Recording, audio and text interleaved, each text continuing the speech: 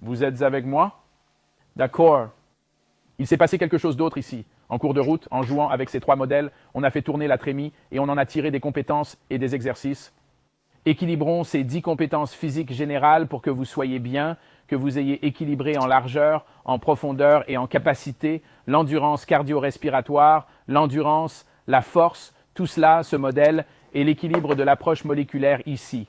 Nous avons observé en cours de route quelque chose qui était une sorte de curiosité au début, et dans le document original What is CrossFit? What is Fitness? Qui a été une sorte de document de base de CrossFit et qui a amené beaucoup de personnes qui vous ont amené dans ce mouvement, à savoir les personnes qui ont été les premières à faire de la musculation, les personnes qui ont été les premières à faire de la musculation, de personnes qui vous ont amené dans ce mouvement, qui les ont amenés.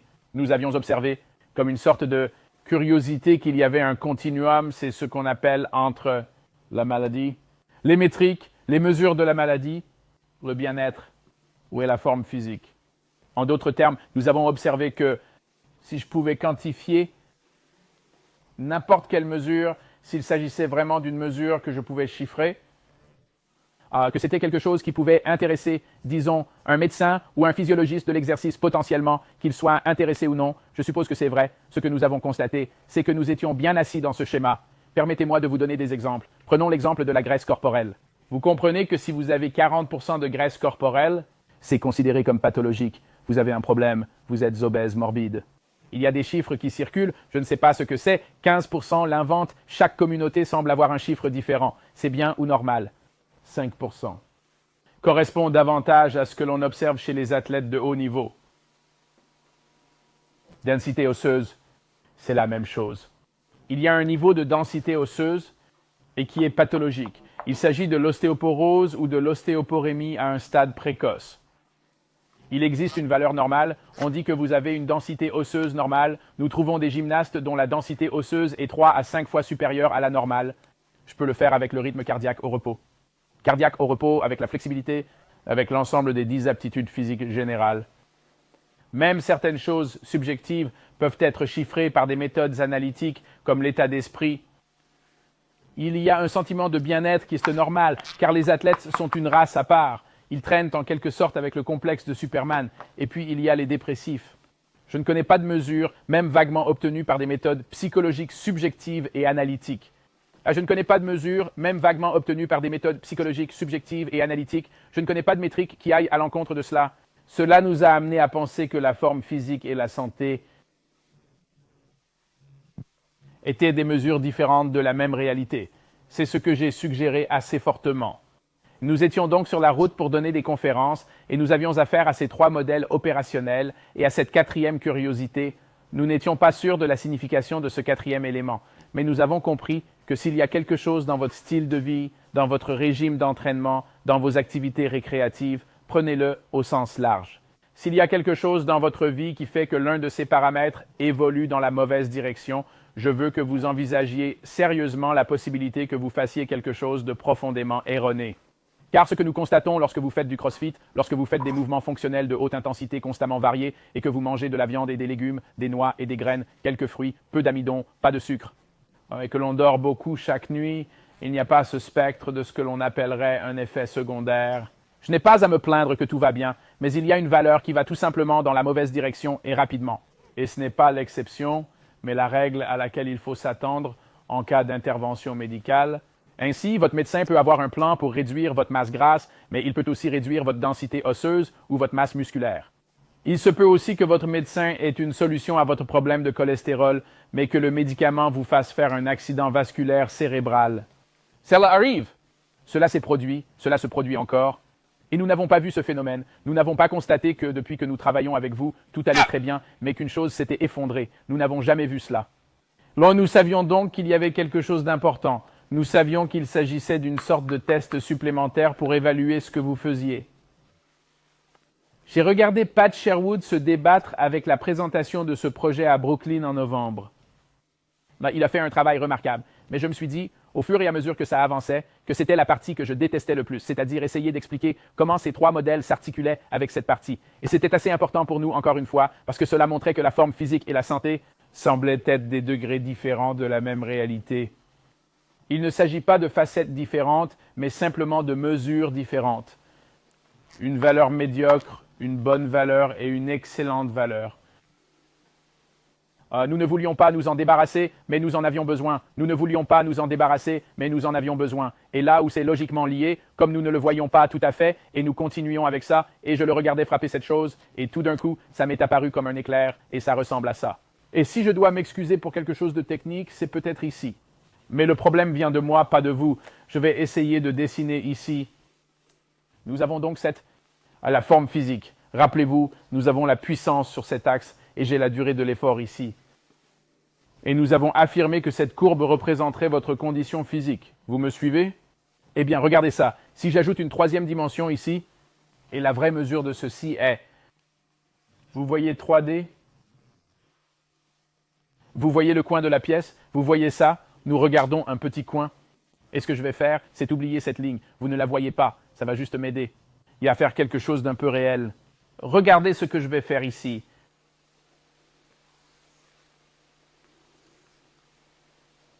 Vous voyez ça? Vous voyez que j'ai produit un solide en descendant et en avançant dans le coin? C'est bien.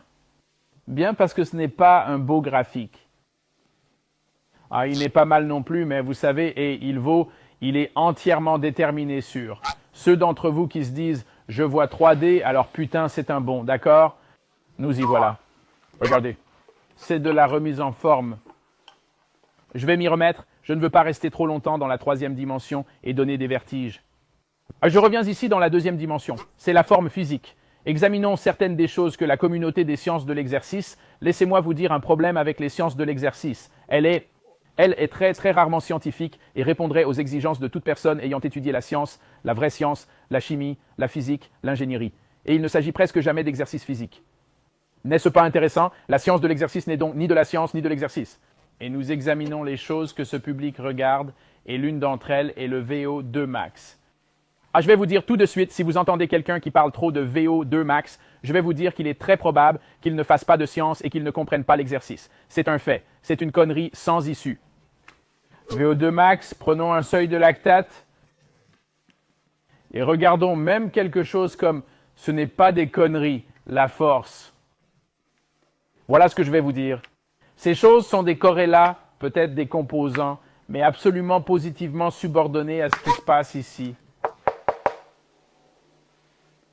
À savoir, qui prendrait une augmentation de la VO2 max pour une diminution de la capacité de travail dans de larges domaines temporels et modaux?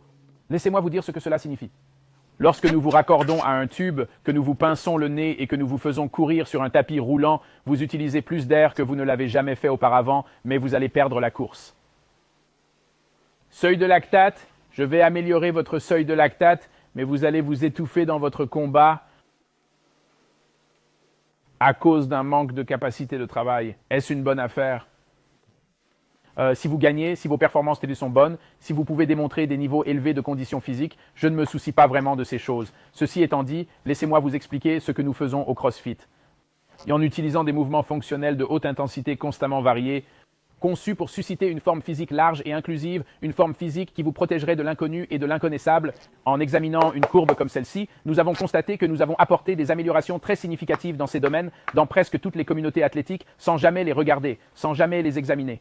Sans jamais les regarder, sans jamais les regarder. Et je vais vous dire, et je peux faire une liste de centaines de ces choses, et personne n'a jamais produit un grand athlète en prenant ces choses une par une et en construisant quelque chose qui ressemble à un athlète. Ça n'arrive pas, ça ne marche pas comme ça, de cette façon. Le seul endroit où ça marche, c'est à l'université, en évitant les athlètes et les entraîneurs au prix d'un effort considérable, en obtenant un tas de petits diplômes à la con, votre nom, généralement des diplômes non scientifiques, et en se nourrissant du public, en se nourrissant de l'argent des autres, et de se nourrir du public, de manger dans l'auge du gouvernement. Cela fonctionnera là-bas, mais pas dans le monde réel, monsieur. Ces éléments peuvent donc tous être des composantes de... Ce sont des corrélats liés d'une manière ou d'une autre par des mécanismes que je ne comprends pas, ou ce sont des composants essentiels, mais l'essentiel est qu'ils sont subordonnés et que je ne vais pas développer la forme physique en les faisant progresser. Et je vais laisser ces fous les mesurer et leur demander comment ils font cela. Ils me disent qu'ils sont importants, je leur réponds qu'ils ne le sont pas. Puis ils découvrent que je peux les bouger mieux qu'eux. Je peux les bouger mieux en travaillant. Des mouvements fonctionnels constamment variés et de haute intensité en faisant des choses qui ressemblent à Fran, Diane, Helen, en transformant le sport. En transformant le fitness en sport, en travaillant avec des charges de travail fixes et en essayant de minimiser le temps en faisant de chaque séance d'entraînement un effort compétitif au sein d'une cohorte. Et lorsque je fais cela, nous constatons que ces paramètres font des choses spectaculaires, mais qu'ils aillent se faire foutre, je m'en fiche. Ce qui se passe, c'est que je maximise la surface sous la courbe. Revenons maintenant à 3D. C'est là que le bas blesse. Cette pièce, c'est la forme physique. Ici, c'est maintenant, j'espère. J'espère que vous voyez, est un solide tridimensionnel.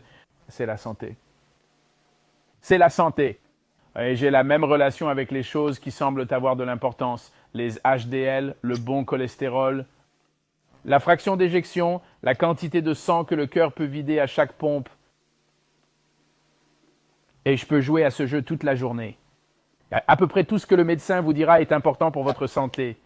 Ce que nous constatons, c'est que nous pouvons obtenir, l'hypothèse ici, est que nous pouvons maximiser ce volume en maintenant notre capacité de travail dans de vastes domaines temporels et modaux à travers les âges au fur et à mesure que l'on vieillit. Et je peux jouer ce même jeu. Je peux me demander si ces éléments ne sont que des corrélats. S'agit-il de composantes et sont-ils en fait tout à fait subordonnées aussi? Eh bien, il y a un ensemble de preuves irréfutables. C'est ma conviction, ma pensée, je pense que c'est vers cela que nous nous dirigeons. Et écoutez, que vous ayez raison ou tort, il faut encore mesurer tout cela. Je veux que vous le compreniez. Cela doit encore être mesuré. Mais je suis d'avis que la santé, que ce volume sera maintenu au maximum en maximisant votre surface sous la courbe et en maintenant cette capacité de travail aussi longtemps que vous le pouvez. En d'autres termes, mangez de la viande et des légumes, des noix et des graines, quelques fruits, peu d'amidon, pas de sucre. Apprenez et pratiquez de nouveaux sports qui vous permettront de faire du crossfit en une centaine de mots ou moins. Faites de l'exercice à haute intensité constamment varié, tout au long de votre vie avec un bon régime alimentaire. Cela vous permettra d'être en meilleure santé que si vous essayez de régler votre problème de cholestérol, d'améliorer votre densité osseuse ou d'augmenter votre taux de cholestérol. Je vais améliorer ma densité osseuse. L'approche médicale serait probablement une intervention pharmaceutique. Je vais donc prendre un médicament pour mon cholestérol. Je vais prendre un médicament pour ma densité osseuse. Je vais prendre un médicament pour mon manque de sommeil. Moi, je suis d'avis que c'est une approche qui a échoué, tout comme cette approche-ci a échoué. Et il me semble logique que si je souhaite vraiment maximiser la solidité, je prenne le modèle à 2 espaces et que je le maintienne aussi haut et aussi longtemps que possible. Mais permettez-moi de vous poser la question suivante. Supposons que vous pensiez que le bon cholestérol est vraiment important. Je veux que mon taux de HDL augmente et je vais me concentrer sur mon taux de HDL, d'accord? Supposons que j'ai un homme qui, à 90 ans, a 65% de la capacité de travail qu'il avait lorsqu'il avait 25 ans, ce qui est également dans le 5e centile supérieur de toutes les personnes de son âge. Aujourd'hui, à 90 ans, il n'y a pas une personne de son âge sur 1000. En d'autres termes, vous avez 90 ans. Vous montez et descendez les marches. Vous réussissez à séduire les femmes. Et si quelqu'un essaie de vous prendre votre portefeuille au distributeur, vous allez le baiser, d'accord? Puis vous avez 90 ans. Tu imagines le gars, d'accord? Supposons que je vous dise, oui, mais il n'est pas en bonne santé parce que son taux de HDL est élevé. Est-ce que tu dirais à ce moment-là, « Hey, je vais te dire, mec, tu peux avoir mon portefeuille et ma bite ne fonctionnera pas quand je rencontrerai les femmes et j'ai besoin d'aide pour monter et descendre les marches avec mon cholestérol. C'est putain de magnifique. Tu veux ce marché ?» Bien sûr que non, bien sûr que non.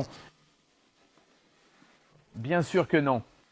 Je peux même regarder la longévité, même l'axe unique ici. L'objectif est-il de vivre éternellement? Ou l'objectif est-il de conserver le maximum de capacité fonctionnelle aussi longtemps qu'il est humainement possible de le faire? Theodore Dalrymple est rédacteur au Wall Street Journal et un médecin qui est un pseudonyme de qui sait quel est son vrai nom, cela n'a pas d'importance. Il est célèbre sous le nom de Theodore Dalrymple. Il affirme que l'écrasante majorité des augmentations de la longévité qui se sont produites au cours des dernières, vous savez, à l'ère moderne, au cours des dernières centaines d'années, la science médicale ne peut pratiquement pas en revendiquer la paternité. Pour cela, on peut presque l'attribuer entièrement à l'hygiène et à la salubrité. Il dit aussi que la voie à suivre, le grand écart, les grandes améliorations ne viendront pas d'une intervention pharmaceutique, ni par la chirurgie. Les médecins ne sont pas là pour ça. Il dit que c'est grâce à l'exercice physique. C'est ce qui fera avancer les choses. Il examine exactement ce que nous examinons d'un point de vue très différent du point de vue d'un médecin qui est très bien placé pour comprendre ce que je vois de déficient dans la tentative d'intervention chimio-pharmaceutique pour réparer ces composants ou corréler ces mesures subordonnées et penser que l'on va retrouver une bonne vie. Or, si je considère uniquement la longévité, il y a un problème immédiat. Pouvez-vous imaginer si cette courbe, si cette couverture, comme elle le sera, sort du coin, si elle descend très bas, de sorte que vous n'ayez jamais aucune capacité de travail, mais qu'elle s'étende jusqu'à 200 ans? Est-ce une vie que l'un d'entre vous souhaite? Vous savez, je ne suis pas là pour dire oui ou non. Je ne suis pas là pour le dire. Ce que je dis, je vous le dis, c'est que mon opinion personnelle est un putain de non retentissant. Mais c'est à chacun d'en décider. C'est une question normative. Nous ne parlons pas de science lorsque nous parlons de cela. Mais laissez-moi vous dire qu'il est impératif, qu'il est essentiel pour faire de la science, pour faire des affirmations significatives, que cela soit mesuré de cette manière. La mesure est importante, et non pas le résultat que l'on souhaite obtenir.